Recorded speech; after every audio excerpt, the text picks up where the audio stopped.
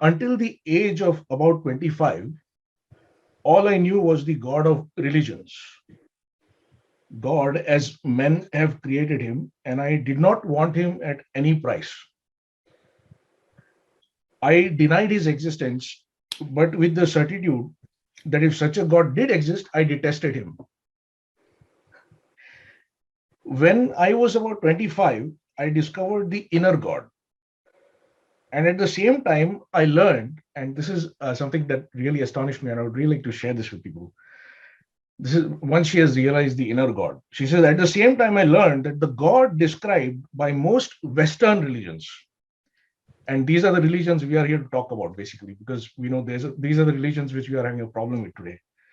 So the God described by most Western religions is none other than the great adversary.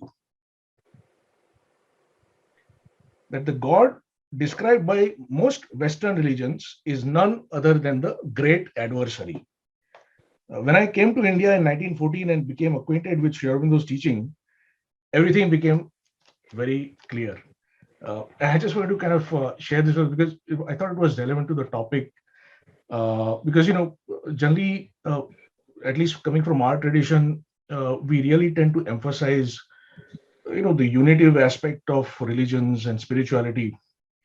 But there is a rich tradition going back all the way to the hoary past, which is also a tradition of distinction and very fine distinction, which is there in the Geeta also, which very clearly says that the type of God also matters, the concept of God also matters. That while the Gita is saying Vasudevam Sarvamiti and all that, but it also says that depending on your consciousness, if you are a tamasic person or if you are a rajasic person or a sattvic person, or basically what kind of consciousness you have, you will end up worshipping a different kind of God.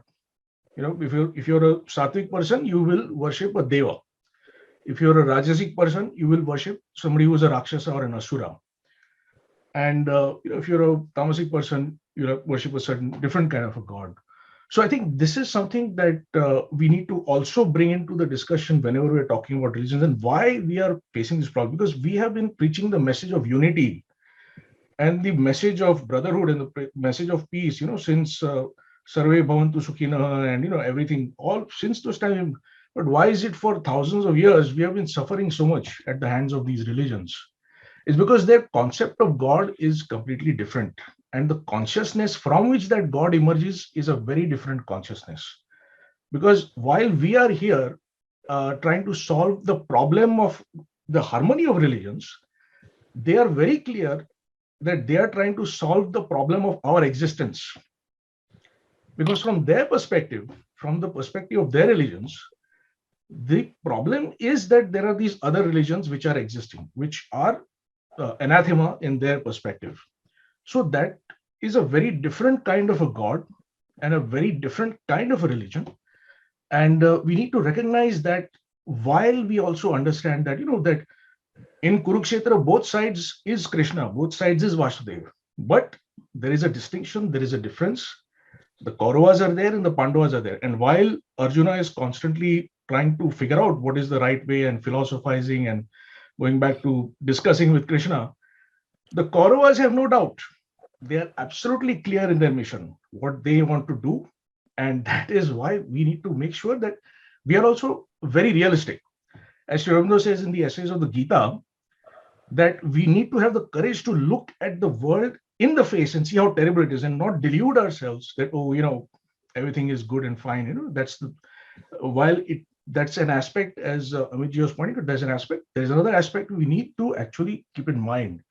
And that is something very important to our existence, because we are going to reach a very ominous milestone very soon. Within a few years or in a decade, in the combined subcontinent of India, the number of Muslims is going to be more than number of Hindus. So once that happens, there's going to be a very different kind of a dynamic in play. And in India also, the population is growing extremely fast. So while we may say that, okay, we need to transcend religion, but the moment that happens, something bad is going to replace something good, which may be something we need to transcend.